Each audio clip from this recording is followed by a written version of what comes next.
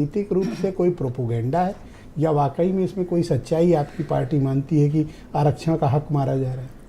नहीं, देखिए, कांग्रेस पार्टी और राहुल गांधी जी तो लगातार इस सवाल को उठा रहे हैं कि इस देश में आरक्षण को ख़त्म किया जा रहा है और लगातार संविधान पे हमले हो रहे हैं। और उसी बात को अनुप्रिया पटेल जी ने पुष्ट किया है कि निश्चित तौर पे पिछड़ों की हकमारी हो रही है, दलितों की हकमारी हो रही है, आदिवासियों की हकमारी हो रही है। और वही बात जो है निषाद जी भी कह रहे हैं कि नहीं, निश्चित तौर पे पिछड़ों और जो आरक्षण है उसके साथ न्याय संगत व्यवहार नहीं कर रही है भारतीय जनता पार्टी।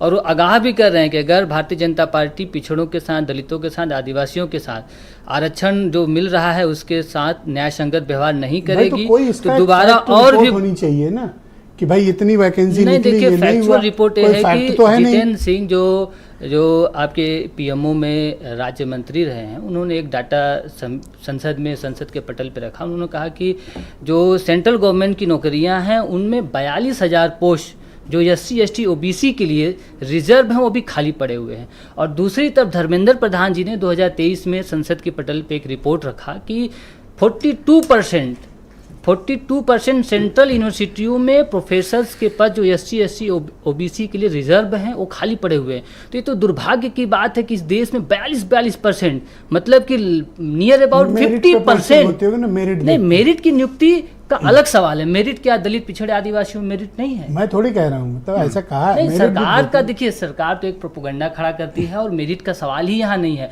अगर जो तो आप भी तो वोट लेने के लिए ये काम कर सकते हो। जो व्यक्ति अभी जो आंकड़े बताते हैं कि सबसे ज़्यादा PhD करने वाला, आप किसी यूनिवर्सिटी में पता लगा लीजिएगा, मोस्टली जितने भी उत्तर प्रदेश की जो यूनिवर्सिटियां हैं उसमें बड़ी संख्या में SC ST OBC के लोग PhD कर रहे हैं, नेट क्वालिफाई कर रहे हैं। तो यही मेरिट है ना असिस्टेंट प्रोफेसर का, प्रोफेसर का। तो अगर इस मेरिट को SC ST OBC का व्यक्ति पूरा कर रहा है तो प्रोफेसर का मेरिट क्यों नहीं पूरा कर रहा है? तथ्यात्मक कोई डेटा लेकर आइए। डेटा पे ही बात तो कर रहे हैं ना। अगर धर्मेंद्र प्रधान जी डेटा लाइए,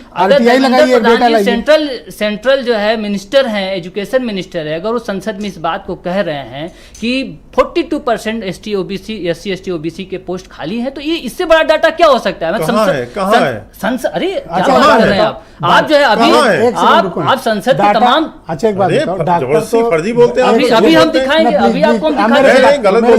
नहीं, आप सही बात हम कर रहे हैं। एक बार डॉक्टर भर्ती करना है तो काबिलियत देखनी पड़ेगी ना।